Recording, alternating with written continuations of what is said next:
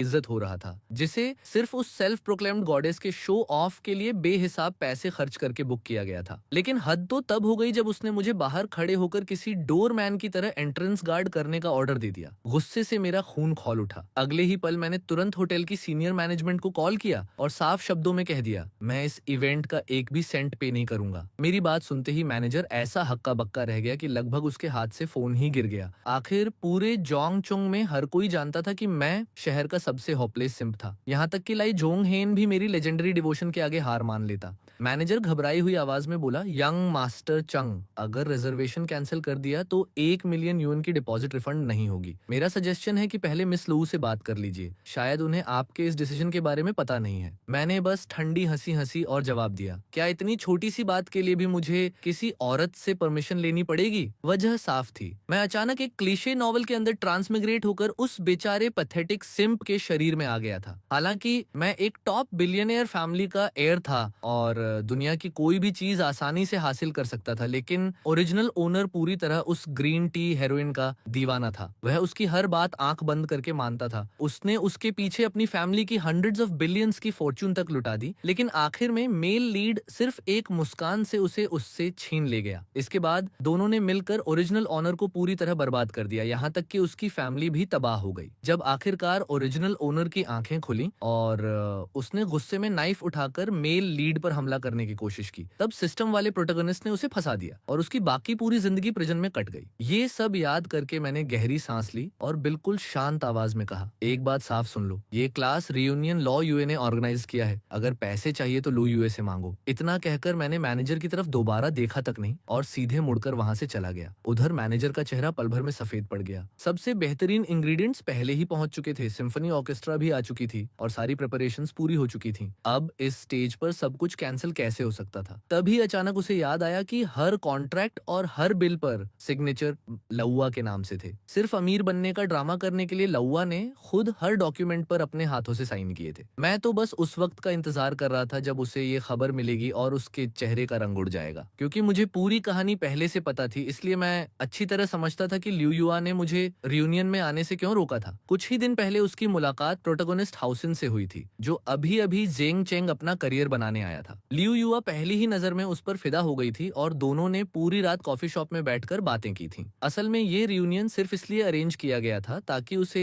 हे ocean के साथ और समय बिताने का मौका मिल सके। हे ओशन के पास एक गॉड लेवल इन्वेस्टमेंट सिस्टम था जिसकी मदद से वह पलक झपकते बेहिसाब दौलत कमा सकता था और साथ ही कई सुपरनैचुरल एबिलिटीज भी हासिल करता था। लेकिन मुझे उसकी जरा भी चिंता नहीं थी, क्योंकि मेरे पास भी एक सिस्टम था और मेरा सिस्टम बाकी सभी सिस्टम्स से कहीं ऊपर था। उसके मुकाबले हायोशियन का इन्वेस्टमेंट सिस्टम तो बस एक छोटा सा लिटिल ब्रदर था। मुझे पूरा यकीन था कि देर सबेर मैं उस प्रोटोगोनिस्ट को पूरी तरह कुचल दूंगा, लेकिन उससे पहले मुझे उस परेशान करने वाली ग्रीन टी लू यूए से निपटना था। कुछ देर बाद मैं लंचान विला डिस्ट्रिक्ट वापस पहुंच गया। जैसे ही मैं कार से बाहर निकला, शेन वॉर्निंग हैरानी भरे चेहरे के साथ मेरी तरफ आई और बोली, यंग मास्टर, आप तो मिस लू के साथ क्लास रियूनियन में जाने वाले थे, इतनी जल्दी वापस कैसे आ गए? उसे देखते ही मेरी आंखें चमक उठी और एक पल के लिए तो मेरी धड़कन जैसे रुक ही गई। अब समझ आया कि बाद में कहानी में प्रोटोगोनिस्ट ही ओशन उसके पीछे इतना पागल क्यों हो गया था, जबकि आखिर तक उसका दिल जीत नहीं पाया। ओरिजिनल ऑनर ने ऐसी बेमिसाल औरत को नजरअंदाज कर दिया था। सच में वह पूरी तरह अंधा था। मैंने हल्की मुस्कान के साथ बेपरवाही से कहा, वो बेकार रियूनियन जाने लायक ही नहीं था। पिताजी की तबीयत कैसी है? मेरी बात सुनते ही शेन वॉर्निंग की आंखों में हैरानी और भी गहरी हो गई। पहले कभी भी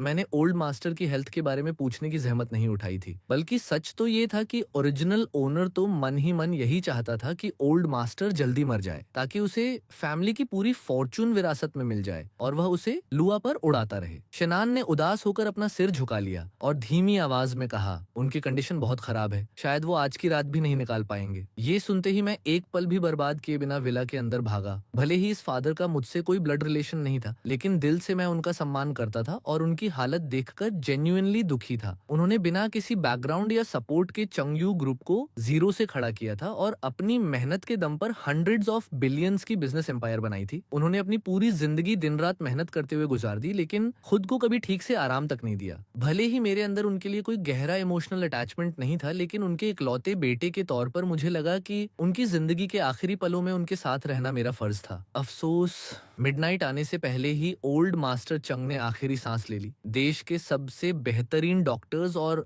सबसे एडवांस्ड मेडिकल इक्विपमेंट को विला में इकट्ठा करने के बावजूद कोई भी उन्हें बचा नहीं सका। मैं उनके बेड के पास बैठा था और उनका ठंडा पड़ चुका हाथ कसकर पकड़े हुए था। मेरे दिल में एक भारी सी उदासी भर गई। कांपती हुई आवाज में मैंने धीरे से वादा किया, फादर, आप बेफिक्र होकर जा सकते हैं। मैं चंगू ग्रुप को और भी ऊंचाइयों तक ले जाऊंगा और इसे दुनिया की ग्रेटेस्ट कंपनीज में से एक बनाऊंगा। आपने अपनी पूरी जिंदगी में जो एम्पायर खड़ी की है उसे मैं कभी खत्म नहीं होने दूंगा। पास खड़ी शनान ने चुपके से अपनी आंखों के आंसू पोंछे, साथ ही उसके दिल के किसी कोने में राहत भी थी। उसने धीरे से कहा, यंग मास्टर, जब मेरे रिलेटिव्स की इलनेस की वजह से मेरा फैमिली एक बड़े क्राइसिस में फंस गया था, तब ओल्ड मास्टर ही थे जिन्होंने हमारी मदद की थी। मैं उनकी उस काइंडनेस को कभी नहीं भूलूंगी। आज से मैं अपनी पूरी जिंदगी आपकी मदद करने में लगा दूंगी। ये ओल्ड मास्टर की फाइनल विल है। लॉयर थोड़ी देर में आएगा और इसे ऑफिशियली विटनेस करेगा। सनराइज होने से पहले फैमिली की सारी एसेट्स आपके नाम ट्रांसफर कर दी जाएंगी। अब से आप ऑफिशियली चेयरमैन बन जाएंगे। मैंने चेहरे पर न खुशी दिखाई न दुख और बस शांत स्वर में कहा,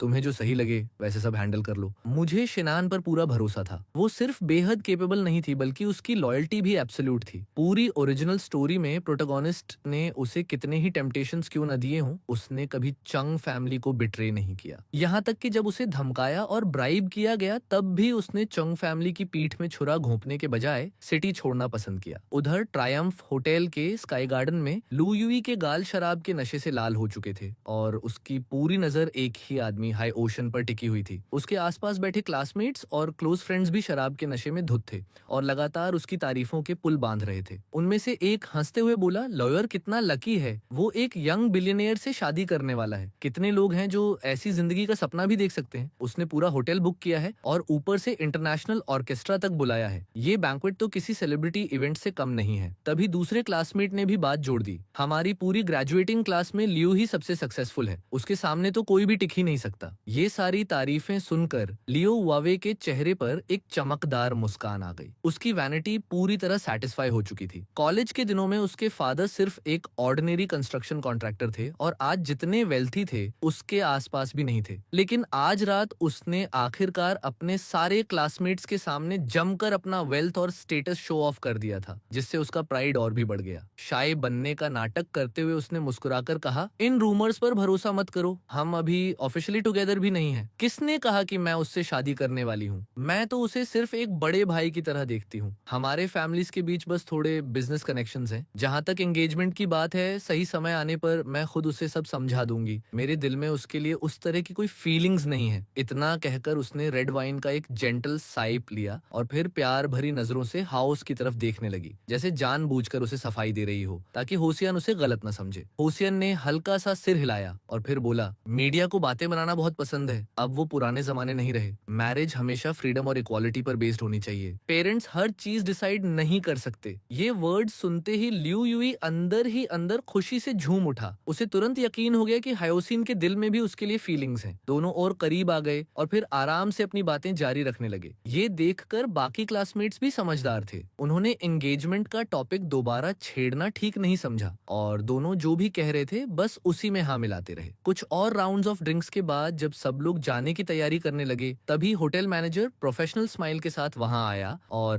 पोलाइटली बोला, मिस लिu, अब रिमेनिंग बैलेंस सेटल करने का समय हो गया है। उसकी बात सुनते ही लाइवली स्काई गार्डन में अचानक सन्नाटा छा गया। 30 से ज्यादा क्लासमेट्स ने कंफ्यूज नजरों से लियो युओ की तरफ देखा। किसी को समझ नहीं आ रहा था कि आखिर ये हो क्या रहा है। क्या रिच यंग मास्टर ने पहले ही पेमेंट नहीं कर दी थी? लियो उवे का शराब से लाल चेहरा पल भर में गुस्से से काला पड़ गया। वह भड़कते हुए चिल्लाया, तुम्हें पता भी है मैं कौन हूँ? मुझसे पैसे मांगने की हिम्मत कैसे हुई? अपनी आंखें खोलो और अपने अकाउंट्स चेक करो। उसे पूरा यकीन था कि चुंग बयान ने पेमेंट पहले ही ट्रांसफर कर दी होगी, लेकिन अपनी रेपुटेशन सबके सामने बर्बाद होती देखकर उसकी शर्मिंदगी तुरंत गुस्से में बदल गई। मैनेजर ने ऑकवर्ड स्माइल के साथ समझाते हुए कहा, मिस लॉ, आपके होटल में एंटर करने के बाद यंग मास्टर चेंग ने पर्सनली मुझे इन्फॉर्म किया था कि आज के बिल का पेमेंट करने का उनका कोई इंटेंशन नहीं है और चूंकि सारे डॉक्यूमेंट्स आपके नाम से साइंड है, इसलिए रिमेनिंग पेमेंट नेचुरली आपकी रिस्पॉन्सिबिलिटी होगी। तुमने अभी क्या कहा? लुआ का चेहरा एकदम बदल गया। उसे लगा जैसे उसने मैनेजर की बात गलत सुन ली हो। आसपास खड़े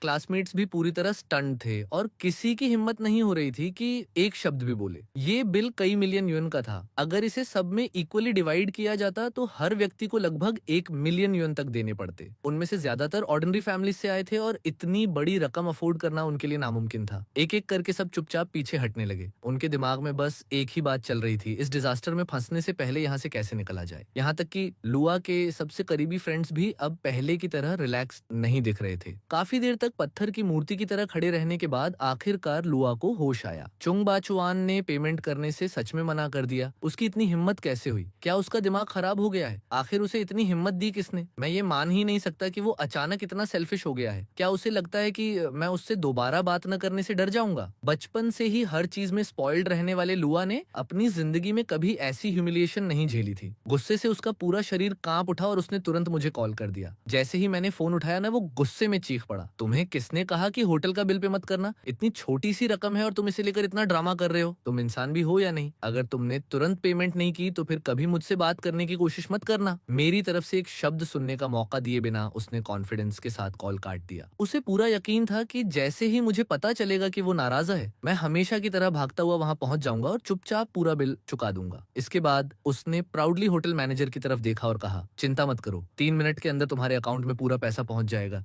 क्या तुम्हें सच में लगता है कि मैं लुआ इतनी सी रकम अफोर्ड नहीं कर सकता? उसने गर्व से अपना सिर ऊंचा कर लिया, क्योंकि अब तक जब भी उसने ये ट्रिक इस्तेमाल की थी, मैं लगभग तुरंत उसके सामने झुक जाता था। उसके दिमाग में तो पहले से पूरा सीन चल रहा था। उसे पूरा भरोसा था कि सब कुछ खत्म होने के बाद मैं फिर एक लॉयल डॉग की तरह उसके पास वापस आऊंगा, रोते हुए उससे फॉरगिवनेस मांगूंगा और उसके पैरों में पड़ा रहूंगा। वह तो अपनी आंखों के सामने वो पूरा सीन इमेजिन भी कर चुका था। लुआ के पास खड़े हायोशिन को उसे देखकर थोड़ी सिंपैथी महसूस हुई। उसकी नजर में मेरे जैसा डिसनेस्ड इंसान मिलना लू युआ की जिंदगी का सबसे बड़ा दुर्भाग्य था। लेकिन हाउसिन ने जैसे ही पहली बार लू युआ को देखा था, उसी पल तय कर लिया था कि वह उसे अपना बनाएगा। आखिर उसके पास इन्वेस्टमेंट सिस्टम था, तो फिर उसके लिए माइटी चोंग फैमिली की हैसियत ही क्या थी? उसकी ये बातें सीधे लुआ के दिल पर लगीं। उसी मौके का फायदा उठाते हुए लुआ ने हायोसिन को अगले कुछ दिनों में साथ घूमने के लिए इनवाइट कर लिया। दोनों ने कॉन्टेक्ट इन्फॉर्मेशन एक्सचेंज की और जांगचुन को साथ में एक्सप्लोर करने का प्लान बना लिया। उधर होटल मैनेजर का चेहरा अब पूरी तरह काला पड़ चुका था, क्योंकि रिमेनिंग पेमेंट अब तक अकाउंट में नहीं आई थी। अब जाकर वहां मौजूद हर किसी को समझ आ गया कि मैं इस बार मजाक नहीं कर रहा था। यंग मास्टर चोंग सच में गुस्से में था। ये पहली बार है जब उसने अपनी फियांसी की बात मानने से मना किया है। प्लीज मुझे इस मामले में मत घसीटो, मैं इतना पैसा अफोर्ड नहीं कर सकता। अगर मुझे पहले पता होता कि ऐसा होने वाला है तो मैं कभी यहाँ आता ही नहीं। तुम मुझे बेच भी दो, तब भी मैं 1 मिलियन युआन नहीं जुटा पाऊंगा। लू, जो दूसरों की बातों को लेकर बेहद सेंसिटिव था, नेचुरली उन फुसफुसाहटों को सुन चुका था। उसका चेहरा कभी पीला पड़ रहा था तो कभी लाल हो रहा था, लेकिन उसके बगल में हायोशिन खड़ा था, इसलिए उसने खुद को किसी तरह कंपोज रखा। उसने ठंडी आवाज में कहा, कौन कहता है कि मैं अफोर्ड नहीं कर सकता? बस वेट करो, मैं एक फोन कॉल करता हूँ। ये कहते ही वह एक तरफ चला गया और तुरंत अपने फादर को कॉल किया। कॉल कनेक्ट होते ही उसने बिना किसी एक्सप्लेनेशन के ऑर्डर दिया, डैड अभी इसी वक्त मेरे अकाउंट में 30 मिलियन युआन ट्रांसफर करो। ये पैसे किस लिए चाहिए मत पूछना। दूसरी तरफ से आवाज आई, चोंग बाचुआन, मैं उसे नहीं जानता। ओल्ड मास्टर चोंग मर चुके हैं, इसका मुझसे क्या लेना देना? क्या मुझे सच में उनके फ्यूनरल में जाना पड़ेगा? फिर शायद कुछ और कहा गया, लेकिन लुआ ने तुरंत इम्पेशेंट होकर जवाब दिया, इनफ, इस बारे में और बात मत करो, मैं अगले कुछ दिनों तक बिजी हूँ। इन सालों में ल्यू फैमिली ने लगातार चंगयू ग्रुप का फायदा उठाकर काफी वेल्थ जमा कर ली थी और उनकी टोटल एसेट्स पहले ही 1 बिलियन युआन से ऊपर पहुंच चुकी थी। इसलिए ज्यादा देर नहीं लगी और 30 मिलियन युआन लुआ के अकाउंट में ट्रांसफर हो गए। पैसा आते ही उसके चेहरे पर फिर से राहत दिखाई दी, लेकिन जैसे ही वह पलटकर वापस आया लाना, उसकी आंखें अचानक फैल गईं। लगभग सारे क्लासमेट्स, यहाँ तक कि उसके सबसे करीबी फ्रेंड्स भी चुपचाप वहां से निकल चुके थे। ये देखकर लुआ ने तुरंत हर चीज का ब्लेम मुझ पर डाल दिया। उसने मन ही मन कसम खाई कि जब तक मैं उसे वापस खुश करने के लिए कोई बहुत बड़ी कीमत नहीं चुकाऊंगा, तब तक वह मुझसे दोबारा कभी बात नहीं करेगा। उधर लंचान विला डिस्ट्रिक्ट के रिसेप्शन हॉल में पॉलिटिक्स और बिजनेस की दुनिया से आए कई इन्फ्लुएंशियल फिगर्स मुझे अजीब नजरों से देख रहे थे। मेरे हाथ में अभी भी वही फोन था जिसकी कॉल कुछ ही पल पहले खत्म हुई थी और मेरी आंखों के अंदर दबा हुआ गुस्सा साफ जल रहा था। लियो युई की एरोगेंट आवाज पूरे हॉल में गूंज चुकी थी। वहां मौजूद हर प्रोमिनेंट गेस्ट ने साफ साफ सुन लिया था कि कैसे वह मुझे सबके सामने ऑर्डर दे रहा था, जैसे मेरी कोई डिग्निटी ही ना हो। एक व्यक्ति ने धीमे से कहा, ये फियांसे तो हद से ज्यादा अनरीजनेबल है। दूसरे ने सिर हिलाते हुए कहा, ओल्ड मास्टर चून को अभी अभी गुजरे हुए इतना कम समय हुआ है और उसने उनकी हेल्थ तक नहीं पूछी। सबसे पहले उसने पैसे मांगे, उसे इस आदमी को एक शब्द बोलने का मौका तक नहीं दिया। तभी किसी और ने बड़बड़ाते हुए कहा, अगर मेरी डॉटर इन लॉ ऐसी होती तो मैं खुद उसे 2-4 बातें समझाकर सीधा कर देता। एक और व्यक्ति ने हैरानी से पूछा, आखिर चुंग बहन को ऐसी औरत से प्यार कैसे हो गया? क्या वो सच में इसके लायक थी? लेकिन तभी एक एल्डरली बिजनेसमैन हल्की मुस्कान के साथ बोला, मुझे लगता है ये शायद अच्छी बात है। कभी कभी इंसान तभी बदलता है जब वो पूरी तरह रॉक बॉटम पर पहुंच जाता है। अगर ये यंग मैन सच में बदल गया तो चंग यू ग्रुप को फिर किसी चीज की चिंता नहीं होगी। फ्यूनरल के लिए मंक्स लगातार स्क्रिप्चर्स चांट कर रहे थे, इसीलिए उनकी बातें लगभग उस आवाज में दब गईं, लेकिन उनके एक्सप्रेशंस देखकर मैं आसानी से समझ सकता था कि वे किस बारे में चर्चा कर रहे थे। तभी अचानक मेरे दिमाग में सिस्टम की आवाज गूंजी, डिटेक्टेड की होस्ट की फियांसे ने चाइल्ड ऑफ डेस्टिनी के साथ क्लोज कॉन्टैक्ट एस्टेब्लिश कर लिया है। अब आपके पास 3 चॉइसेस हैं। मेरी आंखें तुरंत चमक उठीं। ये सिस्टम सच में जानता था कि मुझे क्या चाहिए। मैंने बिना किसी हेजिटेशन के थर्ड ऑप्शन चुन लिया, ल्यू यूए के साथ सभी रिश्ते पूरी तरह खत्म करना और ल्यू फैमिली को सब कुछ खोने पर मजबूर करना। सच कहूं तो सिस्टम के इस सजेस्टेशन के बिना भी मैं यही करने वाला था। मैं बस एक परफेक्ट एक्सक्यूज का इंतजार कर रहा था। ओरिजिनल स्टोरी के मुताबिक ल्यू यूई ओल्ड मास्टर चंग के फ्यूनरल में कभी आया ही नहीं था। इसके बजाय उसने वही समय हे ओशन के साथ खुशी खुशी घूमने में बिताया था। मुझे बस किसी भरोसेमंद आदमी को सीक्रेटली उनके पीछे लगाने की जरूरत थी, जो उन दोनों की साथ में फोटोज खींचे और फिर उन फोटोज को पब्लिकली रिलीज कर दे। उसके बाद मेरे पास एंगेजमेंट कैंसिल करने की पूरी वजह होगी। आखिर एक फ्यूचर डॉटर इन लॉ अपने फियांसे के फादर के फ्यूनरल को छोड़कर किसी दूसरे आदमी के साथ घूम रही थी। ऐसी बात सामने आते ही उसकी रेपुटेशन पूरी तरह बर्बाद हो जाती। जैसे जैसे मैं सोचता गया, मेरे दिमाग में पूरा प्लान साफ होता चला गया और जहां तक ल्यू फैमिली को डिस्ट्रॉय करके उन्हें बैंक्रप्सी की हालत तक पहुंचाने की बात थी, वो तो इससे भी आसान था। मुझे ओरिजिनल स्टोरी की हर डिटेल पता थी और मैं ल्यू फैमिली की हर डर्टी ट्रिक से वाकिफ था। उनके सारे सीक्रेट्स मेरे सामने खुले पड़े थे। उन्हें बर्बाद करना मेरे लिए बिल्कुल भी मुश्किल नहीं होने वाला था। उसी वक्त लंचान विला का पूरा लेआउट मेरी आंखों के सामने अचानक बदल गया और देखते ही देखते वो एक मिनिएचर मैप में बदल गया। हवा में रंग बिरंगी एनर्जी की धाराएं ऐसे तैर रही थीं जैसे हवा के बीच बहती हुई रेत हो। कई साल पहले ओल्ड मास्टर चोंग ने भारी रकम खर्च करके एक फेंग शुई मास्टर को बुलाया था, जिसने इस विला का पूरा लेआउट डिजाइन किया था। आम लोगों की नजर में वो अरेंजमेंट काफी इंप्रेसिव था, लेकिन मेरी आंखों में उसकी कोई खास वैल्यू नहीं थी। मेरी God level feng shui technique की वजह से मेरे पास ऐसे अनगिनत तरीके थे जिनसे मैं पूरी एस्टेट को दुनिया की सबसे पावरफुल फेंग शुई फॉर्मेशन में बदल सकता था। फेंग शुई मास्टरी के मामले में पूरी दुनिया में कोई भी मेरा मुकाबला नहीं कर सकता था, यहाँ तक कि अपने सिस्टम वाले चाइल्ड ऑफ डेस्टिनी का भी नहीं। मैंने चुपचाप शेन वॉर्निंग को अपने पास बुलाया और उसके कान में कुछ इंस्ट्रक्शंस फुसफुसा दिए। पहले उसके चेहरे पर कंफ्यूजन आया, फिर क्यूरियोसिटी और आखिर में उसके चेहरे पर एक ब्राइट स्माइल खिल गई। वो बार बार सिर हिलाकर मेरी बात से एग्री करती रही। कुछ ही देर बाद ल्यू यूई के पेरेंट्स फ्यूनरल होम पहुंच गए। जैसे ही शेन वॉर्निंग की नजर उन दोनों पर पड़ी, उसका चेहरा तुरंत ठंडा पड़ गया। दोनों अपने चेहरे पर आई मुस्कान छिपाने की पूरी कोशिश कर रहे थे। उन्हें देखकर कोई भी अनजान इंसान यही समझता कि वे फ्यूनरल में नहीं बल्कि किसी वेडिंग में आए हैं। मेमोरियल हॉल में एंटर करने से पहले ही उन्हें काउंटलेस बिजनेसमैन ने घेर लिया था, जो उनके सामने खुशामद करने के लिए बेचैन थे।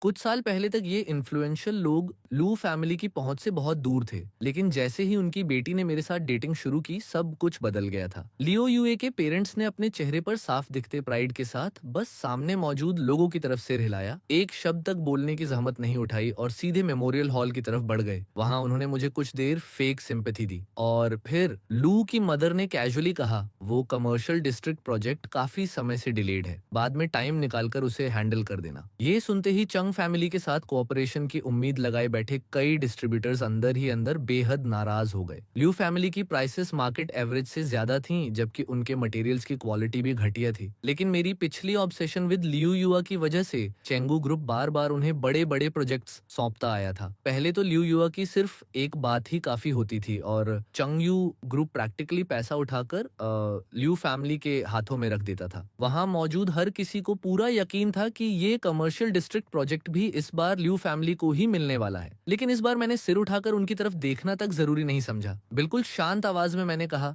आज मेरे फादर का फ्यूनरल है, मैं आज बिजनेस डिस्कस नहीं करना चाहता, किसी और दिन बात करेंगे। मेरी बात सुनते ही लू की मदर का चेहरा गुस्से से तमतमा उठा। वो भड़क कर बोली, मेरी डॉटर तुमसे शादी करने के लिए तैयार है, यही तुम्हारे लिए सबसे बड़ी ब्लेसिंग है, ज्यादा एटीट्यूड मत दिखाओ। तभी शन वनिंग आगे बढ़ी और ठंडी आवाज में बोली, मिस लियू ने आज यहाँ आने की भी जहमत नहीं उठाई, फिर भी यंग मास्टर बिचुअन ने एक बार भी शिकायत नहीं की, आपको यहाँ ड्रामा करने का क्या अधिकार है? ये सुनते ही लियू की मदर ने गुस्से में उसकी तरफ उंगली उठाई और चिल्लाई, यू ए के तुम्हारे फैमिली में शादी करके आने के बाद इस औरत को तुरंत फायर कर देना। मैं इसे दोबारा अपनी बेटी के सामने नहीं देखना चाहती। उसका एटीट्यूड इतना एग्रेसिव था कि उसे मेरी जरा भी रिस्पेक्ट नहीं थी। मेमोरियल हॉल के सामने हो रही इस आर्ग्यूमेंट ने तुरंत फ्यूनरल में मौजूद सभी गेस्ट्स का ध्यान अपनी तरफ खींच लिया। यहाँ तक कि जोंग चोंग की बाकी 3 ग्रेट फैमिलीज के हेड्स भी इस सीन को देखने लगे, जिनका इन्फ्लुएंस चोंग फैमिली के बराबर माना जाता था। Old master Kang, old master Dong और ओल्ड मास्टर चेन ने ये पूरा सीन देखा तो लियू फैमिली की तरफ देखकर मॉकिंग स्माइल किया और फिर मेरी तरफ पीटी भरी नजरों से देखने लगे। ओल्ड मास्टर कांग ने गहरी सांस लेते हुए कहा, एक इंसान अपनी पूरी जिंदगी एम्पायर खड़ी करने में लगा देता है, लेकिन एक नालायक डेस्केंट उसे पल भर में बर्बाद कर सकता है। मुझे सच में ओल्ड मास्टर चोंग के लिए अफसोस है। ओल्ड मास्टर चेन ने बेबसी से सिर हिलाते हुए कहा, मैं उनके गुजरने के बाद से उनका क्लोज फ्रेंड रहा हूँ। पहले मेरा इरादा था कि उनके बेटे की मदद करूं, लेकिन अब लगता है कि इसे बचाना ही नामुमकिन है। ऐसे इन लॉज के साथ तो 10 चोंग फैमिलीज भी टिक नहीं पाएंगी। सिर्फ ये इन्फ्लुएंशियल गेस्ट्स ही मुझे नीची नजर से नहीं देख रहे थे। चंग यू ग्रुप के कई वेटरन एग्जीक्यूटिव्स ने भी अपने नए चेयरमैन से पूरी तरह उम्मीद खो दी थी। उन सब का मानना था कि लियू फैमिली में इतनी एरोगेंस सिर्फ इसलिए आई थी क्योंकि मैंने उन्हें जरूरत से ज्यादा सिर पर चढ़ा रखा था। उन्हें क्या पता था कि मैं अब पहले वाला इंसान नहीं रहा था। शुरुआत में मेरा इरादा अपने फादर के फ्यूनरल में कोई ट्रबल क्रिएट करने का बिल्कुल नहीं था, लेकिन जैसे ही लू की मदर ने शनवानिंग को टारगेट किया, मेरे अंदर का गुस्सा अब और कंट्रोल नहीं हो सका। मैं अचानक अपनी जगह से खड़ा हो गया और सीधे उसकी आंखों में देखने लगा। मेरी नजर इतनी शार्प थी जैसे अनगिनत सोर्ड्स एक साथ उसके दिल को भेद रही हूँ। मैंने ठंडी आवाज में पूछा, तुम चाहती हो कि मैं इसे आज ही हैंडल करूं, है ना? ठीक है, मैं तुम्हें बिल्कुल वही दूंगा जो तुमने मांगा है। फिर मैंने वहां खड़े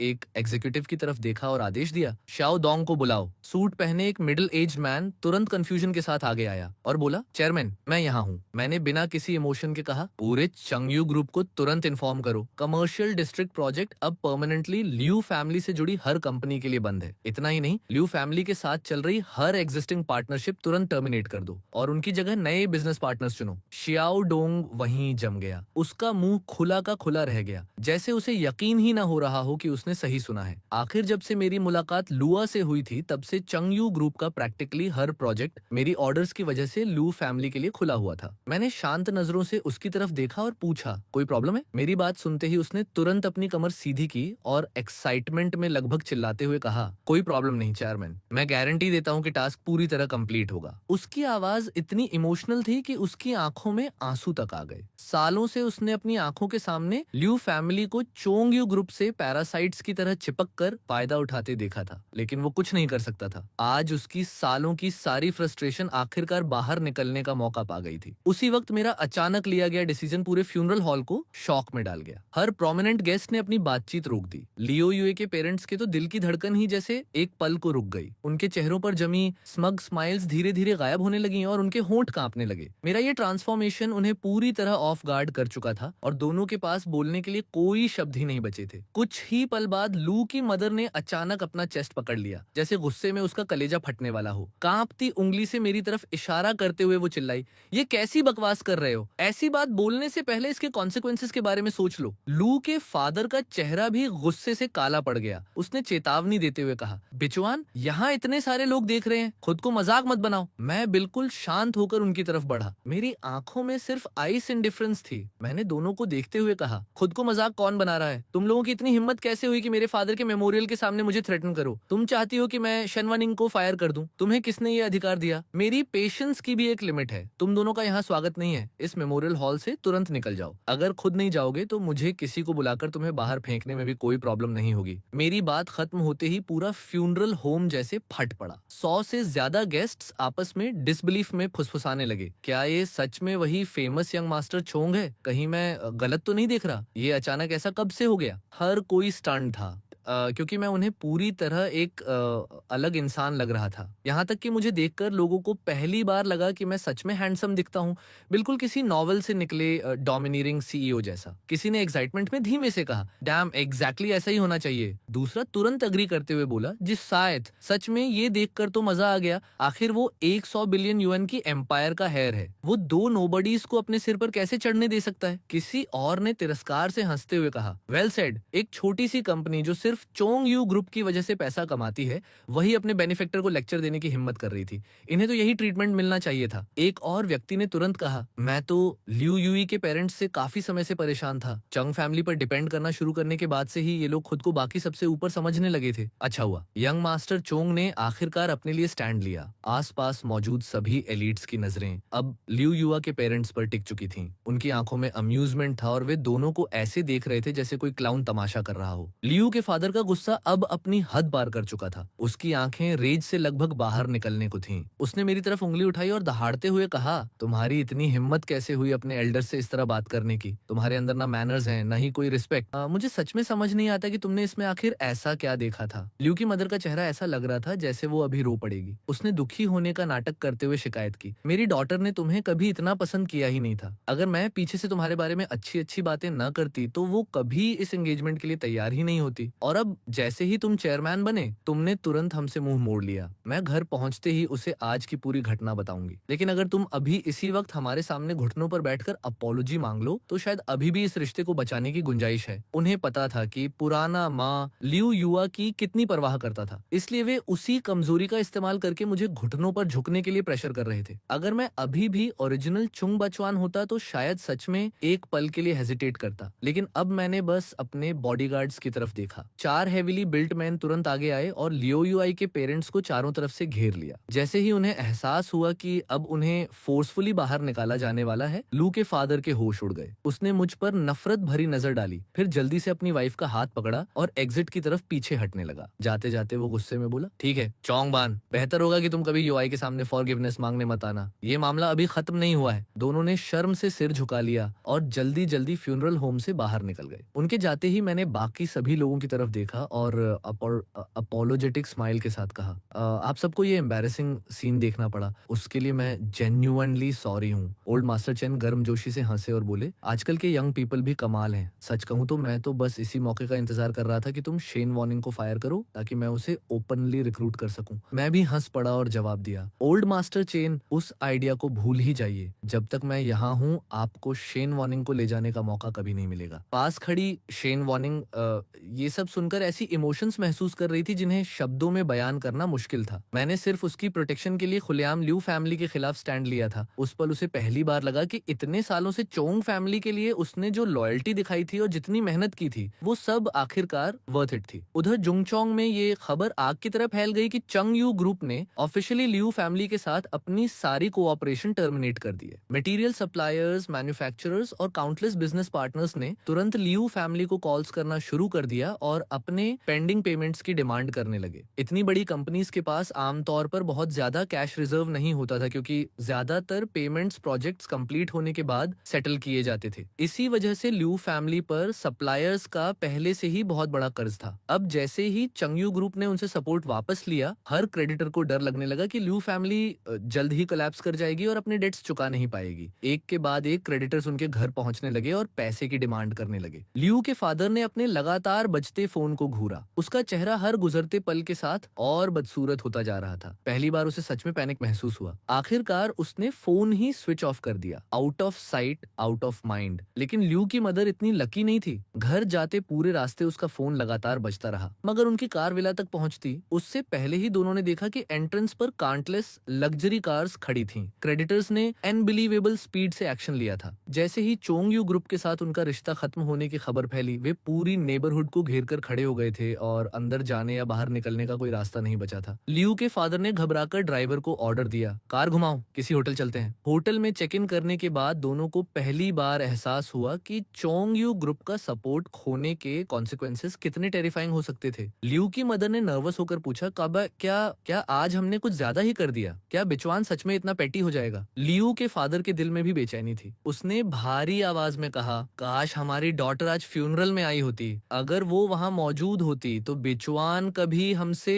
इस तरह बात करने की हिम्मत नहीं करता। लियू की मदर ने तुरंत सिर हिलाकर अग्रीमेंट जताया और फिर लियू यूआई को कॉल कर दिया। कॉल कनेक्ट होते ही उसने रोती हुई आवाज में कहा, यूआई, क्या तुम्हें पता है आज चोंगबान ने हमारे साथ क्या किया? इसके बाद उसने पूरी घटना को बढ़ा चढ़ाकर सुनाया। उसने खुद को और अपने हस्बैंड को हेल्पलेस विक्टिम्स की तरह पेश किया और मुझे ऐसा मॉन्स्टर बना दिया जैसे मैंने कोई अनफॉरगिवेबल क्राइम किया हो। आखिर में उसने गंभीर आवाज में वार्निंग दी, ध्यान से सुनो, अगर वो अगले कुछ दिनों में तुमसे अपोलॉजी मांगने आए तो उसे इतनी आसानी से फॉरगिव मत करना। उसे हमारे सामने लेकर आना और उससे घुटनों पर बैठकर अपोलॉजी करवाना, तभी आज की ह्यूमिलिएशन का हिसाब बराबर होगा। उसी वक्त डिज्नीलैंड के अंदर लियू यूई ने अभी अभी कॉल खत्म किया था। उसके चेहरे पर कुछ पल के लिए डार्कनेस छा गई, लेकिन जैसे ही उसने हाइशिन को 2 आइसक्रीम्स लेकर अपनी तरफ लौटते देखा, उसके चेहरे की मुस्कान तुरंत वापस आ गई। हाइशिन ने कुछ गड़बड़ महसूस कर ली और धीरे से पूछा, ओआ, क्या कोई बात तुम्हें परेशान कर रही है? उसने तुरंत सिर हिलाकर कहा, वो नहीं, कुछ नहीं है, बस एक छोटी सी प्रॉब्लम है। हाय ओशनन ने कॉन्फिडेंस से मुस्कुराते हुए कहा, अगर कोई प्रॉब्लम आए तो मुझे बताना, तुम जितना समझती हो मैं उससे कहीं ज्यादा केपेबल हूँ। लुआ ने स्वीट स्माइल के साथ कहा, तुम सच में अमेजिंग हो ही ओशन, कल हम यॉन चलते हैं। इसके बाद दोनों खुशी खुशी अम्यूजमेंट पार्क में साथ साथ घूमते रहे। पूरे आउटिंग के दौरान हायोशिन ने कैजुअली ये भी हिंट दिया कि पावरफुल चेन फैमिली और जेंग चोंग तक उस पर फेवर्स का कर्ज रखते हैं, इसलिए लियो यूआई को किसी भी चीज की चिंता करने की जरूरत नहीं थी। लेकिन उन दोनों को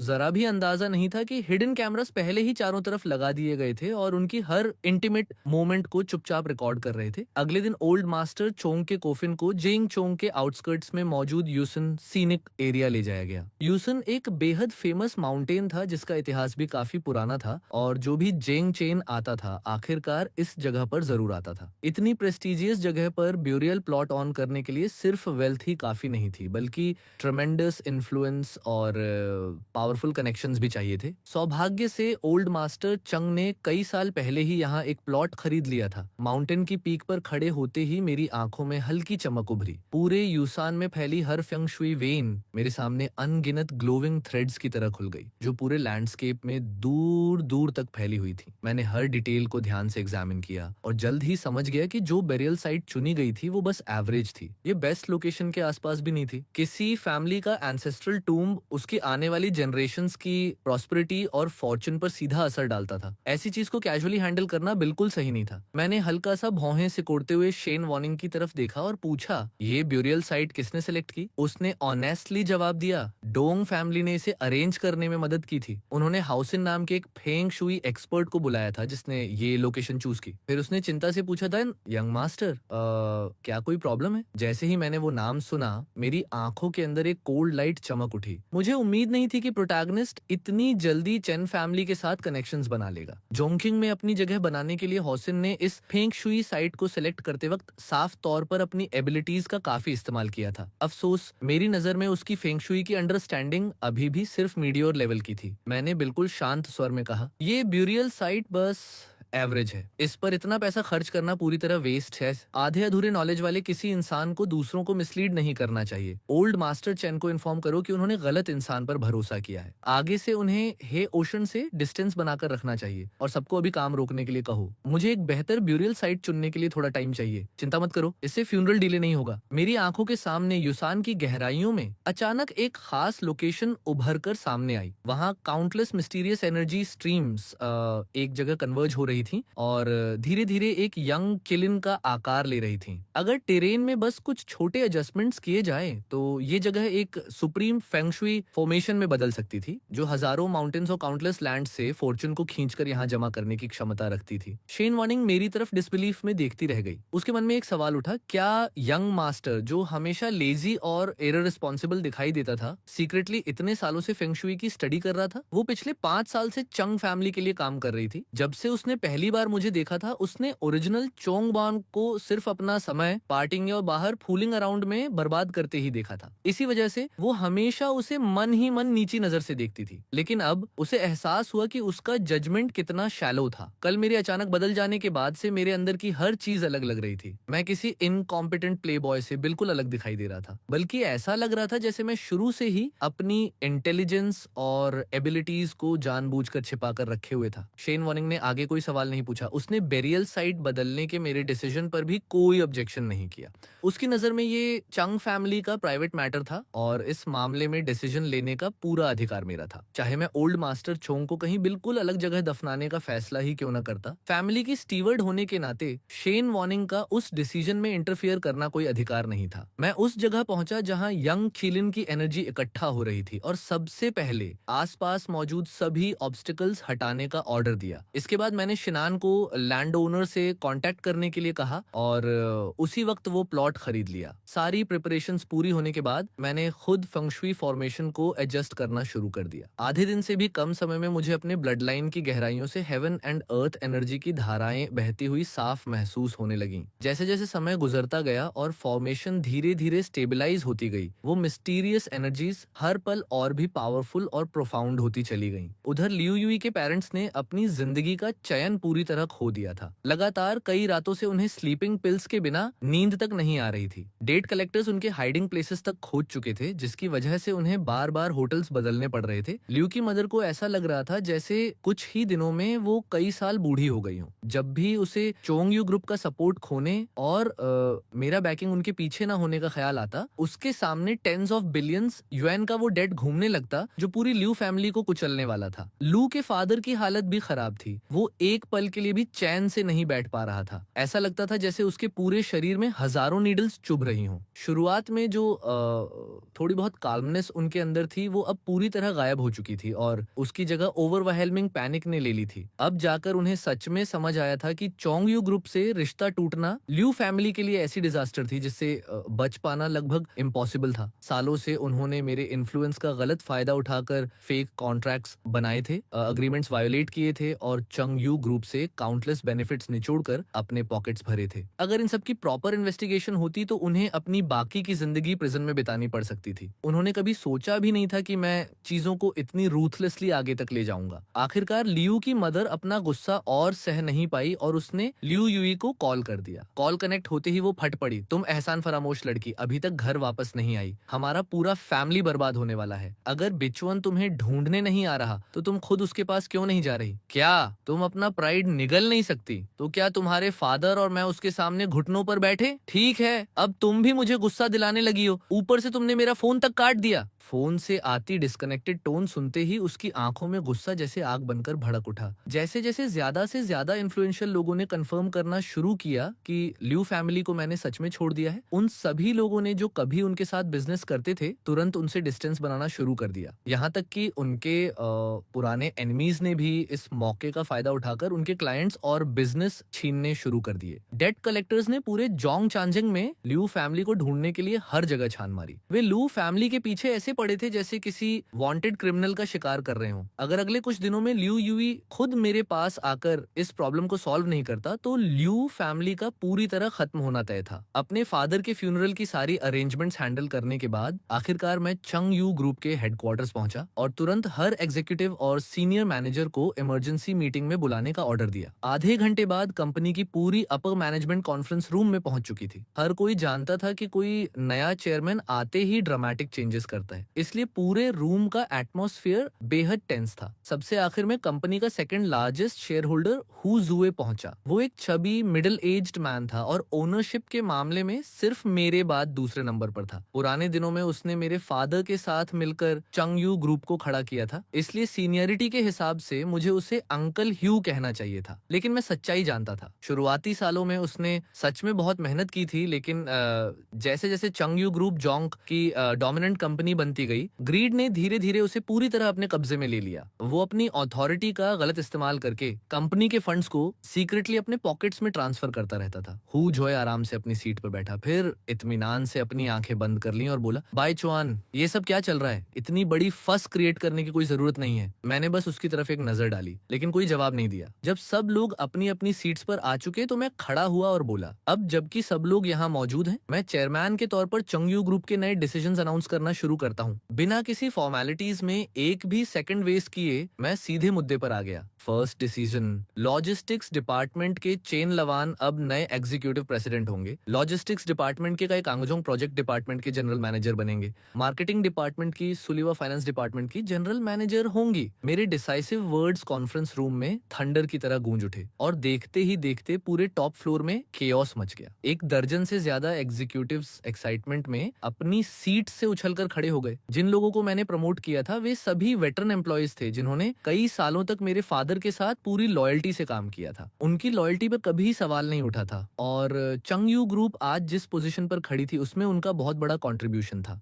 लेकिन जब मेरे फादर की हेल्थ गंभीर रूप से बिगड़ गई तब इन सभी वेटरन एम्प्लॉयज को जानबूझकर सप्रेस किया गया और इंपॉर्टेंट पोजीशन से हटाकर इनसिग्निफिकेंट लॉजिस्टिक्स रोल्स में भेज दिया गया, जहां वे प्रैक्टिकली आइडल एम्प्लॉयज बनकर रह गए थे। आज अचानक उनके साथ सब कुछ बदल चुका था। हर किसी के चेहरे पर शौक और खुशी दोनों साफ दिखाई दे रहे थे। एक वेटरन एम्प्लॉय ने भावुक होकर कहा, थैंक यू चेयरमैन, मैं कंपनी के लिए अपनी पूरी जिंदगी लगा दूंगा। दूसरे की आंखों में आंसू भर आए। मैंने इतने सालों से इस दिन का इंतजार किया है। वेटरन एम्प्लॉयज के चेहरे एक्साइटमेंट से लाल हो चुके थे और उनकी आंखों में टीयर्स साफ झलक रहे थे। मैंने शांत होकर सिर हिलाया और कहा, प्लीज बैठ जाइए, अब कंपनी के सेकंड डिसीजन की बारी है। कॉन्फ्रेंस रूम में तुरंत सन्नाटा छा गया। मैंने बिना किसी इमोशन के अगला अनाउंसमेंट किया। फॉर्मर एग्जीक्यूटिव प्रेसिडेंट सूडकोंग को अपनी अथॉरिटी का दुरुपयोग करने और कंपनी एसेट्स का एम्बेजलमेंट करने के आरोप में इसी वक्त डिसमिस किया जाता है। चुंग यू ग्रुप उसके खिलाफ फुल लीगल एक्शन भी परस्यू करेगा। Farmer project department manager chain Yong ने एग्जीक्यूटिव प्रेसिडेंट के साथ मिलकर पर्सनल प्रॉफिट के लिए कॉन्फिडेंशियल कंपनी इंफॉर्मेशन चोरी की। उसे भी तुरंत डिसमिस किया जाता है और उसके खिलाफ लीगल प्रोसिक्यूशन शुरू की जाएगी। इसके बाद मैंने एक के बाद एक कंपनी की पोजीशंस पर बैठे 20 से ज्यादा एग्जीक्यूटिव्स के नाम अनाउंस किए। उन सभी का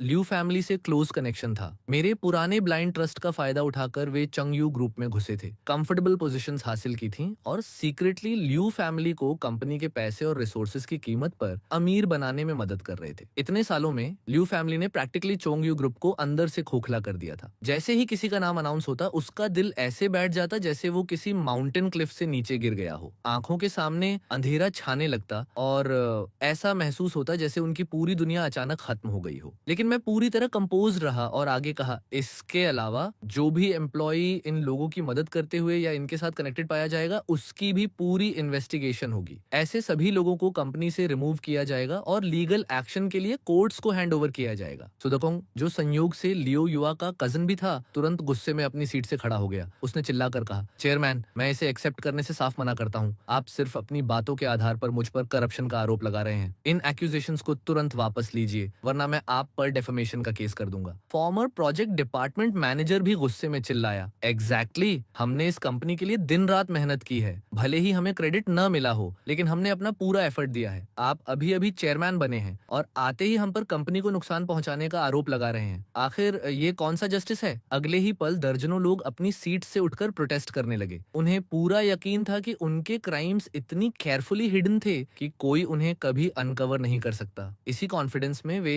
खुलेआम मुझे चैलेंज करने लगे। उनके फ्यूरियस आउटबर्स्ट के सामने मैंने बेहद काल्मली अपनी लेग्स दूसरी तरफ क्रॉस की और किसी को इशारा किया कि मेरे लिए सिगार लाइट करे। मैंने धीरे धीरे एक पफ लिया, फिर हल्की मुस्कान के साथ कहा, चिंता मत करो, जिस एविडेंस की तुम लोग डिमांड कर रहे हो वो बहुत जल्द यहाँ पहुंचने वाला है। इतनी जल्दी करने की जरूरत नहीं है। जब तक तुम यहाँ खड़े होकर मुझसे बात कर सकते हो उस थोड़े से बचे हुए समय को एंजॉय कर लो। मैंने जानबूझकर सबको एक ही जगह इकट्ठा किया था क्योंकि ये मीटिंग सिर्फ कुछ करप्ट एम्प्लॉयज को हटाने के लिए नहीं थी। मेरा असली मकसद चंगयू ग्रुप को ऊपर से नीचे तक पूरी तरह क्लींस करना था और फिर उसे पहले से भी कहीं ज्यादा पावरफुल एम्पायर में रीबिल्ड करना था। ये एम्पायर सिर्फ जांगचेंग तक सीमित नहीं रहने वाली थी। मेरा लक्ष्य था इसे पूरे नेशन में फैलाना और आखिरकार पूरी दुनिया तक पहुंचाना। तभी शन वनिंग कई असिस्टेंट्स के साथ कॉन्फ्रेंस रूम में दाखिल हुई। हर असिस्टेंट के हाथों में डॉक्यूमेंट्स के ऊंचे ऊंचे ढेर थे। उन फाइल्स में उन सभी लोगों के क्राइम्स का एक एक पीस ऑफ एविडेंस मौजूद था जिनके नाम मैंने अभी अभी अनाउंस किए थे। कुछ दिन पहले ही मैंने विला में शेन वोनिंग को सीक्रेटली कई इंपॉर्टेंट टास्क्स सौंपे थे। उनमें से एक था चंग यू ग्रुप के अंदर मौजूद हर करप्ट एम्प्लॉय की इन्वेस्टिगेशन करना। उसकी इन्वेस्टिगेशन इतनी थरो थी कि मैं भी इम्प्रेस्ड हुए बिना नहीं रह सका। सिर्फ कुछ दिनों के अंदर उसने हर हिडन स्कीम को अनकवर कर लिया था और उन सभी के खिलाफ इरफ्यूटेबल एविडेंस भी इकट्ठा कर लिया था। शेन वनिंग का चेहरा हमेशा की तरह एक्सप्रेशनलेस था, बिल्कुल उस आइसबर्ग की तरह जिस पर कभी मुस्कान दिखाई ही नहीं देती थी। लेकिन उसके दिल के अंदर बिल्कुल अलग तूफान चल रहा था। वो खुद को रोक नहीं पा रही थी कि अब मेरे अंदर एक ट्रू एम्परर जैसी ऑरा महसूस होती थी। मेरे आसपास एक ऐसी इरेजिस्टिबल प्रेजेंस थी जिसे इग्नोर करना मुश्किल था। इतना जरूर था कि उससे उसे मुझसे प्यार नहीं हुआ था, लेकिन मेरा बदलाव उसे जेन्युइनली शॉक कर रहा था। कंपनी के अंदर छिपे हर सीक्रेट के बारे में मुझे ऐसे पता था जैसे मैंने खुद अपनी आंखों से हर क्राइम होते देखा हो। शेन वॉर्निंग ने बिना किसी इमोशन के एक एक फाइल टेबल पर रखी और बिल्कुल स्ट्रिक्ट तथा इम्पार्टियल जज की तरह हर क्राइम को कोल्ड वॉइस में पढ़ना शुरू किया। जैसे जैसे हर एक्यूजेशन सामने आता गया, किसी न किसी एग्जीक्यूटिव का चेहरा मौत की तरह पीला पड़ता गया। कुछ तो अपने पैरों पर खड़े भी नहीं रह पाए और सीधे फ्लोर पर गिर पड़े। स्टॉप प्लीज, रीडिंग बंद कर दीजिए। उनमें से एक ने डर के मारे गिड़गिड़ाते हुए कहा, मैं कंपनी छोड़ दूंगा, मैं रिजाइन कर दूंगा। चेयरमैन चंग, हमारी पुरानी रिलेशनशिप को देखते हुए प्लीज मुझ पर केस मत कीजिए। दूसरे ने डेस्परेट होकर रोते हुए कहा, आपने ये सब भी खोज निकाला, मैं मान गया, हम हार गए, हम आपके फियांसे के रिलेटिव्स हैं, प्लीज हम पर थोड़ी मर्सी दिखाइए, मैं बदल जाऊंगा, बस मुझे एक और चांस दे दीजिए। शेन वानिंग की आइसी वॉइस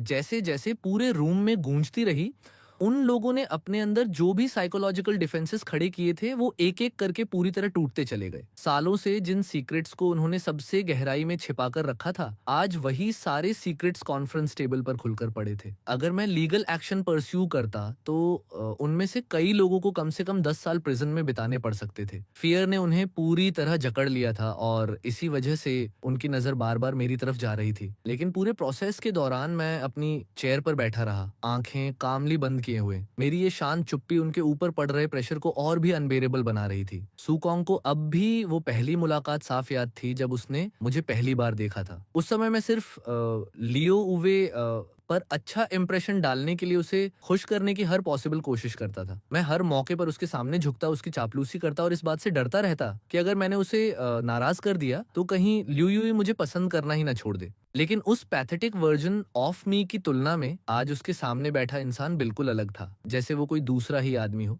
यहाँ तक कि कंपनी के सेकंड लार्जेस्ट शेयर होल्डर हुए भी मेरे मेथड्स देखकर पूरी तरह स्पीलेस था। वो चुपचाप अपनी चेयर पर ऑकवर्ड एक्सप्रेशन के साथ बैठा रहा। कुछ ही मोमेंट्स पहले उसने उन लोगों को प्रोटेक्ट करने का प्लान बनाया था, लेकिन माउंटेन्स ऑफ अनडिनाइबल एविडेंस के सामने उसका सारा कॉन्फिडेंस चूर चूर हो गया। कांपते हुए ग्रुप की तरफ कोल्ड नजर डालकर उसने डिस्डेनफुल स्नॉट किया और बुदबुदाया, ये लोग खत्म हो चुके हैं। इसके बाद वो लोग पूरी ह्यूमिलिएशन के साथ कॉन्फ्रेंस रूम से बाहर निकल गए। लियू फैमिली के वो रिलेटिव्स जिन्हें चोंग यू ग्रुप के अलग अलग डिपार्टमेंट्स में स्ट्रेटेजिकली प्लेस किया गया था, अब पूरी तरह टूटने की कगार पर थे। उनमें से किसी में भी स्ट्रॉन्ग मेंटल फोर्टिट्यूड या कोई रियल एबिलिटी नहीं थी। वे सिर्फ बैकडोर कनेक्शंस के दम पर कंपनी में घुसे थे और सीक्रेटली अपने पॉकेट्स भरते रहे थे। ऐसे लोग इस तरह के प्रेशर को कैसे विथस्टैंड कर सकते थे? एक एक करके सबने रेजिस्टेंस छोड़ दिया। अब उनके दिमाग में सिर्फ एक ही बात थी, इस क्राइसिस को सबसे जल्दी कैसे सॉल्व किया जाए। आपस में डिस्कशन करने के बाद आखिरकार सभी एक ही कंक्लूजन पर पहुंचे, उन्हें बचाने वाला सिर्फ एक इंसान था, लियू युई। हर कोई जानता था कि कभी मैं लियू युई को लेकर कितना ऑब्सेस्ड था, इसलिए उन्हें पूरा विश्वास था कि लियू युई अब भी उनका सबसे बड़ा बार्गेनिंग चिप था। मैं धीरे धीरे अपनी चेयर से उठा, अपनी व्हाइट ड्रेस शर्ट को हल्का सा ठीक किया और शांत आवाज में अनाउंस किया, इन सभी डॉक्यूमेंट्स को आज आफ्टरनून पब्लिक सिक्योरिटी ब्यूरो को हैंड ओवर कर दिया जाएगा। बेहतर होगा तुम लोग अभी से खुद को तैयार कर लो। ये सुनते ही लियू फैमिली के रिलेटिव्स ने वहां एक और सेकंड रुकने की हिम्मत नहीं की और घबराकर कॉन्फ्रेंस रूम से बाहर निकल गए। वे सभी घबराकर कॉन्फ्रेंस रूम से बाहर निकल गए। उनके जाते ही मैंने बचे हुए एग्जीक्यूटिव्स की तरफ देखा और एक वार्म स्माइल के साथ कहा, आज से मिस शेन वनिंग ऑफिशियली चेयरमैन की एग्जीक्यूटिव सेक्रेटरी होंगी। फिर उसकी तरफ मुड़कर मुस्कुराते हुए बोला, ओ तुमने बहुत मेहनत की है। शेन वनिंग अपनी एक्साइटमेंट छिपा नहीं सकी। उसने रिस्पेक्टफुली जवाब दिया, ये तो मेरी ड्यूटी है यंग मास्टर। फिर उसने मेरी तरफ जेन्युइन एडमिरेशन से देखते हुए कहा, आपने सच में मेरी आंखें खोल दी। मैंने कभी इमेजिन भी नहीं किया था कि आप खुद को इतना बदल सकते हैं। मैं हल्का सा हंसा और बोला, ये तो सिर्फ शुरुआत है, आगे अभी बहुत सारे सरप्राइजेस तुम्हारा इंतजार कर रहे हैं। तुम्हें इन सब की आदत डालनी पड़ेगी। शेन वनिंग ने बिना किसी हेजिटेशन के सिर हिलाया। I believe in you young master. इसके बाद उसने कहा, आपने मुझे जो दूसरा टास्क दिया था वो भी मैंने कंप्लीट कर लिया है। लू यूवी और ह्योचिन सो पिछले कुछ दिनों से सच में साथ रहे हैं, लेकिन हमारे लोगों के मुताबिक अभी तक उनके बीच कुछ इंटीमेट नहीं हुआ है। दोनों काफी रिस्ट्रेन्ड रहे हैं और किसी ने भी उस फाइनल लाइन को क्रॉस करने की कोशिश नहीं की। उसने कुछ फोटोज मेरी तरफ बढ़ाई और पूछा, क्या ये फोटोज इनफ हैं? मैंने कैजुअली कंधे उचकाए। इनसे कहीं ज्यादा इनफ हैं। मेरे फादर के फ्यूनरल वाले दिन मेरी फियांसे ने फ्यूनरल में आने के बजाय किसी दूसरे आदमी के साथ घूमना चुना। इस रिडिकुलस एंगेजमेंट को खत्म करने के लिए इतना रीजन ही काफी है। इतना कहते ही मैं मुड़ा और कॉन्फ्रेंस रूम से बाहर निकल गया। उधर जैसे ही सुकोंग और बाकी लोग बाहर पहुंचे, वे तुरंत एक जगह इकट्ठा होकर पैनिक में डिस्कशन करने लगे। काफी देर तक आर्ग्यूमेंट्स और बैक एंड फोर्थ के बाद आखिरकार सभी एक बात पर अग्री हुए, जिसने नॉट बांधी है वही उसे खोल सकता है। अब उन्हें सिर्फ लियू युआ ही बचा सकता था। इसके बाद लुआ के फोन पर एक के बाद एक कॉल्स की बाढ़ आ गई। उस वक्त लुआ खुशी खुशी हाउसियन के साथ इन्वेस्टमेंट अपॉर्चुनिटीज डिस्कस कर रहा था और उसका मूड बेहद अच्छा था, लेकिन लगातार आती कॉल्स ने उसका सारा मूड खराब कर दिया। कई कॉल्स उठाने के बाद उसका चेहरा हर पल और अगली होता चला गया। आखिरकार उसकी पेशेंस खत्म हो गई और उसने अपना फोन ही कंप्लीटली स्विच ऑफ कर दिया। लेकिन रियलिटी से भागना इतना आसान नहीं था। उसने हाउसिन की तरफ अपोलोजेटिक नजर से देखा और धीरे से कहा, सॉरी हाउसिन, मुझे वापस जाकर कुछ हैंडल करना पड़ेगा। क्या हम इन्वेस्टमेंट की बात कल कंटिन्यू कर सकते हैं? हायोचिन ने अंडरस्टैंडिंग स्माइल के साथ कहा, नो रश, मेरा ऑफर कल भी अवेलेबल रहेगा। मैं तुम्हें वापस ड्राइव कर देता हूँ। उसकी जेंटल वॉइस सुनते ही लियू यूई का मूड फिर से अच्छा हो गया। उसने स्वीट स्माइल के साथ जवाब दिया, फिर मुझे तुम्हें तकलीफ देनी पड़ेगी। कुछ देर बाद दोनों उस रिजॉर्ट होटल पहुंचे जहां लू यूई के पेरेंट्स टेम्पोरेरली छिपे हुए थे। जैसे ही लू की मदर ने हाओशन को देखा, उसका चेहरा तुरंत कोल्ड हो गया। उसने सख्त आवाज में कहा, बच्चे, मुझे नहीं पता तुम कौन हो, लेकिन आज के बाद मेरी डॉटर से दूर रहना। वो फ्यूचर में चंग यू ग्रुप की मिस्ट्रेस बनने वाली है और यंग मास्टर चुन की फियांसे है। तुम्हारे जैसे इंसान के लायक वो बिल्कुल नहीं है। अगर समझदार हो तो अभी यहाँ से चले जाओ। हाउशीन कैजुअली अपनी कार के डोर से टिककर खड़ा रहा और डिसमिसिव लाफ करते हुए बोला, मेरा नाम ह्योचिन है। हो सकता है आपने मेरा नाम पहले कभी ना सुना हो, लेकिन ज्यादा वक्त नहीं लगेगा जब मेरा नाम जेंग चेंग के बिजनेस और पॉलिटिकल सर्कल्स में हर तरफ गूंजने लगेगा। मेरे सामने एक मामूली चोंग फैमिली की कोई हैसियत नहीं है। ल्यू की मदर को उसकी बातें इतनी रिडिकुलस लगी कि वो हंस पड़ी। तुम जैसे ब्रैट को लगता है कि तुम चोंग फैमिली को चैलेंज कर सकते हो? बकवास बंद करो और यहाँ से निकलो। तुम सिर्फ रास्ते में रुकावट बन रहे हो। हाउसिन के चेहरे पर एक कॉन्फिडेंट स्मर्क उभर आया। उसने कैजुअली कार डोर को पकड़ते हुए कहा, जिस औरत पर मेरी नजर पड़ चुकी है वो मेरी है। लू यूए को मुझसे कोई छीन नहीं सकता। तुम मुझे एरोगेंट कह सकती हो, मुझे कोई फर्क नहीं पड़ता। बहुत जल्द तुम्हें समझ आएगा कि असली राइजिंग स्टार कैसा होता है और फियर्स ड्रैगन के रिवर पार करने का मतलब क्या होता है। इतना कहकर वह कार में बैठा और इंजन स्टार्ट किया। तभी अचानक उसका फोन बज उठा। उसने कॉल उठाते हुए कहा, हेलो ओल्ड मास्टर चैन। कुछ पल तक दूसरी तरफ की बात सुनने के बाद उसके चेहरे का रंग बदल गया। किसी ने कहा था कि उसके फैमिली के लिए मैंने जो फंगशुई फॉर्मेशन अरेंज की थी वो सिर्फ मीडियोकर थी। हाउसिन की आंखों में एक कोल्ड लाइट चमकी। उसने तुरंत कहा, उस बकवास पर भरोसा मत कीजिए। मैंने जो फॉर्मेशन डिजाइन की है वो एब्सोल्युटली बेस्ट पॉसिबल फॉर्मेशन है। हाँ ठीक है, मैं जरूर आऊंगा। कॉल काटते ही उसके चेहरे पर धीरे धीरे एक सिनिस्टर स्माइल फैल गई। उसने मन ही मन कहा, वेरी वेल चुंग बनू, मैं अभी तक तुम्हारे पास खुद चलकर आया भी नहीं था, लेकिन तुमने पहले ही मुझे प्रोवोक कर दिया। चंग फैमिली मेरे लिए सिर्फ एक स्टेपिंग स्टोन है। एक दिन तुम खुद मेरे सामने घुटनों पर बैठोगे। उधर होटल में लियू के फादर ने ल्यूई को बेहद कोल्ड नजरों से घूरा। उनका गुस्सा अब अपनी लिमिट पार कर चुका था। उन्होंने दहाड़ते हुए कहा, तुम जाना चाहती हो या नहीं, तुम्हें जाना ही पड़ेगा। क्या तुम सच में तब तक इंतजार करोगी जब तक तुम्हारी मदर और मैं मर न जाई और उसके बाद तुम्हें हमारी परवाह हो? आखिरी शब्दों तक पहुंचते पहुंचते वो लगभग चिल्ला रहे थे। उनके पास खड़ी ल्यू की मदर पहले ही फूट फूट कर रो रही थी और उसके आंसू रुकने का नाम नहीं ले रहे थे। लू वहीं खड़ा था जैसे किसी ने उसके सिर पर बिजली गिरा दी हो। उसने कभी इमेजिन नहीं किया था कि लू फैमिली इतनी डेस्परेट सिचुएशन में पहुंच जाएगी। मेरे गुस्सा होने के बाद सिर्फ कुछ ही दिन बीते थे, लेकिन इतनी जल्दी सब कुछ कोलैप्स हो गया था। लुआ ने खाली निगाहों से सामने देखते हुए बुदबुदाया, ये सब ऐसा कैसे हो गया? लियू के फादर ने दांत पीसते हुए गुस्से से जवाब दिया, क्योंकि तुम बार बार बुआन से शादी करने से मना करती रही। अगर तुमने पहले ही हाँ कर दी होती तो इनमें से कुछ भी नहीं होता। अब तक तुम चेयरमैन की वाइफ बन चुकी होती। तुम्हारे गले में लटक रहा मिलियंस का नेकलेस तक उसी ने तुम्हें गिफ्ट किया था। आखिर तुम ऐसे आदमी को रिजेक्ट क्यों कर रही थी? लियू यूई धीरे धीरे सोफा पर ढह गया, जैसे उसकी आत्मा ही शरीर छोड़ चुकी हो। उसने डिसबिलीफ में बुदबुदाया, इम्पॉसिबल। आफ्टर चुंगबान तो बस एक इडियट था, अचानक वो इतना स्मार्ट कैसे हो गया? अब तो उसे फाइट बैक करना भी आ गया था। काफी देर तक साइलेंस छाया रहा, फिर उसकी आंखों में धीरे धीरे हेट्रेड भरने लगी और अचानक उसने चिल्लाकर कहा, फाइन, मैं उससे शादी करूंगा, लेकिन अगर मैंने उससे शादी कर भी ली तब भी उसे कभी पीसफुल लाइफ नहीं जीने दूंगा। मैं उसकी पूरी जिंदगी को हेल बना दूंगा। इतना कहकर वो गुस्से में अपने रूम की तरफ गया और दरवाजा इतनी जोर से बंद किया कि पूरी रूम में आवाज गूंज उठी। ये देखकर लिu यूई के पेरेंट्स ने आखिरकार राहत की एक लंबी सांस ली। जब तक उनकी डॉटर मुझसे शादी करने के लिए तैयार थी, सब कुछ फिर से नॉर्मल हो सकता था। ज्यादा वक्त नहीं लगेगा और लिu फैमिली अपनी पुरानी ग्लोरी वापस हासिल कर लेगी। उन्होंने तुरंत एक ब्रांड न्यू फोन निकाला और मुझे फिर कॉल करने की कोशिश की। उनकी आवाज में वही पुराना एरोगेंट एटीट्यूड लौट आया था जो वो हमेशा मुझसे बात करते समय रखते थे। लेकिन कुछ ही देर बाद उन्हें एक और शॉकिंग न्यूज मिली और वे घबराकर लिu यूई के बेडरूम के दरवाजे पर पहुंचे। उन्होंने जल्दी से कहा, चुंगबा चुआन कल रात एक ग्रैंड बैंक्वेट होस्ट कर रहा है। जेंग चांग की हर इंपॉर्टेंट पर्सनालिटी को इनविटेशन मिला है, लेकिन हमें अभी तक कोई इनविटेशन नहीं मिला। जल्दी उसे कॉल करके पूछो। उनकी बात पूरी भी नहीं हुई थी कि अंदर से लिu यूई की फ्यूरियस आवाज आई, उस बास्टर्ड चुंगबई चुआन ने मेरा फोन नंबर ब्लॉक कर दिया है। उधर लानविला डिस्ट्रिक्ट के बाहर लग्जरी कार्स एक के बाद एक एस्टेट के सामने आकर रुक रही थीं।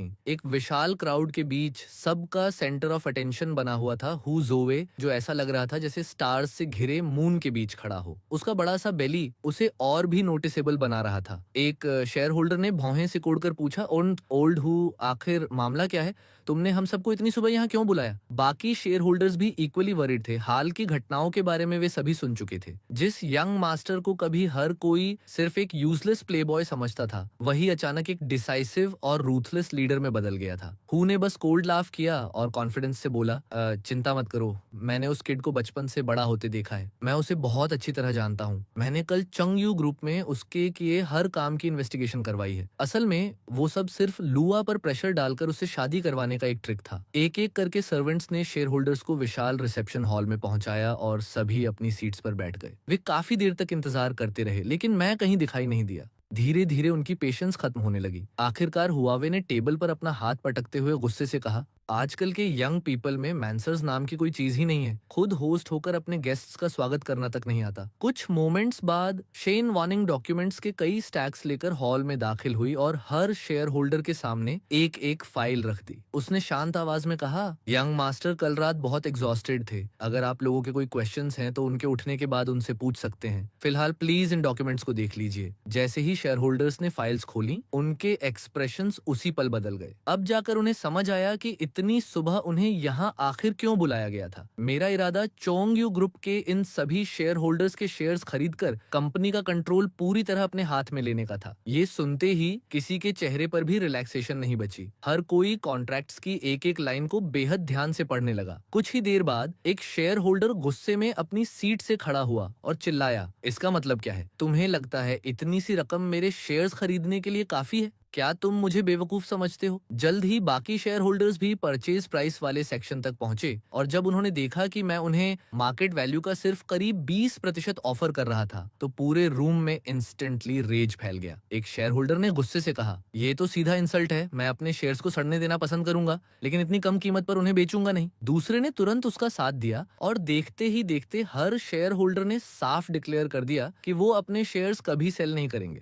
जोए का चेहरा भी डार्क हो गया। उसके दिल में सबसे ज्यादा चोट इस बात की थी कि हमारे रिलेशनशिप में इतना बड़ा बदलाव कैसे आ गया। पहले जब भी हमारी मुलाकात होती थी, मैं उसे पूरे रिस्पेक्ट के साथ अंकल ह्यूग कहकर बुलाता था, लेकिन अब मैं उसके साथ ऐसा व्यवहार कर रहा था जैसे कोई एम्परर अपने सब्जेक्ट्स को नीचे देखकर बात करता है। आखिरकार वो और सह नहीं पाया और ऊंची आवाज में बोला, मैं प्रपोज करता हूं कि हम तुरंत शेयर होल्डर्स मीटिंग बुलाएं और चुंगबई चुआन को चेयरमैन के पद से हटा दें। ये अब भी बहुत यंग है, इसके पास मैनेजमेंट एक्सपीरियंस नहीं है और इसे अब भी बहुत ट्रेनिंग की जरूरत है। जो लोग मेरी बात से अग्री करते हैं, प्लीज अपना हाथ उठाएं। वॉय ने लीड किया और बाकी शेयर होल्डर्स भी तुरंत उसके साथ हो गए। एक के बाद एक हाथ उठने लगे और सभी ने मुझे चेयरमैन के पद से हटाने के पक्ष में वोट कर दिया। इस पूरे सीन के दौरान शेन वॉर्निंग बिल्कुल काम रही, जैसे उसे पहले से ही इस आउटकम का अंदाजा था। उसने हल्की मुस्कान के साथ सबको याद दिलाया, आप लोग ये मत भूलिए कि यंग मास्टर के पास चंगयू ग्रुप के 55% शेयर्स हैं। हु जुए ने कोल्डली जवाब दिया, लेकिन स्पेशल रेजोल्यूशंस में उसके पास सिर्फ 1 वोट वीटो पावर है। इस तरह के वोट में उसके शेयर सिर्फ 10 वोट्स के बराबर काउंट होंगे। हमारे पास 12 वोट्स हैं, जीत हमारी होगी। शेयर होल्डर्स आपस में जोर जोर से आर्ग्यू कर ही रहे थे कि आखिरकार मैं वहां पहुंच गया। मैंने सिर्फ एक बाथरोब पहन रखा था और स्लीपी आईज के साथ धीरे धीरे स्टेयर्स से नीचे उतर रहा था। किसी पर भी ध्यान दिए बिना मैं कैजुअली सोफा पर जाकर बैठ गया, एक ग्लास ऑफ मिल्क उठाया और बिल्कुल शांत होकर उसका एसआई पी लिया। हर शेयर होल्डर मुझे कंफ्यूजन से देखने लगा। किसी को समझ नहीं आ रहा था कि मैं आखिर प्लान क्या कर रहा हूँ। सिर्फ हुजुए ने इम्पेशंस में पूछा, नेफ्यू, तुमने अभी हमने जो कुछ डिसाइड किया सब सुन लिया है ना? आज से तुम्हें कंपनी वापस आने की कोई जरूरत नहीं है। मैंने लेजली स्ट्रेच किया, अपनी लेग्स क्रॉस की और मुस्कुराते हुए कहा, तुम लोग इतनी जल्दी में क्यों हो? फिर मैंने शेन वॉर्निंग की तरफ फिंगर्स स्नैप की। उसने तुरंत मुझे एक और फोल्डर पकड़ा दिया। मैंने धीरे धीरे हुजोए की तरफ देखा और अपनी फिंगर से उसे पास आने का इशारा किया। वो कंफ्यूज था, लेकिन फिर भी इंस्टिंक्टिवली मेरे करीब झुक गया। मैंने उसके कान के पास जाकर सिर्फ कुछ शब्द बेहद धीमी आवाज में कहे। लियो किंग विलेज के पास हाईवे ब्रिज के नीचे वहां घास अब 3 मीटर से भी ज्यादा ऊंची हो चुकी है। ये वर्ड्स उसके कानों तक पहुंचते ही हुजुए का चेहरा मौत की तरह पीला पड़ गया। उसके शरीर का एक एक बाल खड़ा हो गया। कई साल पहले जब वो मेरे फादर से मिला भी नहीं था, हुजुए सिर्फ एक स्मॉल टाइम गैंगस्टर हुआ करता था। एक दिन उसके गैंग को एक यंग मैन को सबक सिखाने का ऑर्डर मिला, लेकिन सिचुएशन हाथ से निकल गई और उन्होंने गलती से उस आदमी को पीट पीट कर मार डाला। इस इंसिडेंट ने पूरे सिटी को हिला दिया था, क्योंकि मारा गया युवक एक नोटोरियस अंडरवर्ल्ड बॉस का बेटा था। डर के मारे हुजुए ने सीक्रेटली अपने कंस्ट्रक्शन वर्कर दोस्त से कांटेक्ट किया। दोनों ने मिलकर बॉडी को कंक्रीट में सील किया और एक न्यूली बिल्ट हाईवे ब्रिज की फाउंडेशन के नीचे दफना दिया। क्राइम को इतनी परफेक्टली हाइड किया गया था कि किसी को भनक तक नहीं लगी। यहाँ तक कि जिस अकॉम्प्लिस ने बॉडी बरी करने में मदद की थी, होई ने बाद में उसे भी खुद मरवा दिया ताकि कोई विटनेस बाकी न रहे। इसके बाद उसने अपनी आइडेंटिटी बदल ली, जैंग चला गया और वहां एक नई जिंदगी शुरू कर दी। उधर जिस अंडरवर्ल्ड बॉस ने अपना बेटा खोया था, वो समय के साथ सिटी की सबसे इन्फ्लुएंशियल पर्सनालिटीज में से एक बन गया। उसने लीजिटिमेट बिजनेस में एंट्री ली और धीरे धीरे अपना इन्फ्लुएंस इतना बढ़ाया कि आखिरकार लीगल वर्ल्ड और अंडरवर्ल्ड दोनों पर उसका कंट्रोल हो गया। हु जोए ने एक शब्द भी और नहीं कहा। उसने तुरंत कॉन्ट्रैक्ट उठाया, कांपते हाथों से उस पर साइन किया और रिसेप्शन हॉल से ऐसे लड़खड़ाते हुए बाहर निकल गया जैसे कोई पूरी तरह डिफीटेड आदमी हो। उसकी मिजरेबल हालत देखकर बाकी सभी शेयर होल्डर्स के चेहरे पर कंप्लीट डिसबिलीफ छा गया।